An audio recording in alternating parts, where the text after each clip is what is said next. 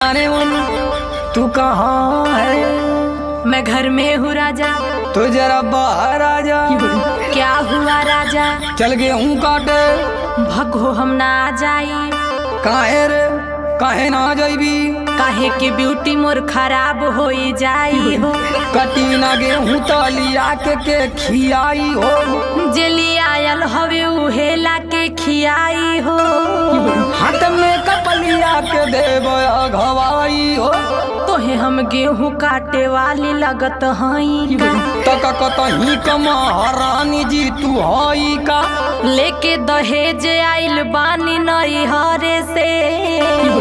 हाथ लतियाई के भगाई देहब घरे से। देखा कुछ हो कला हमसे न होई कटिया हो।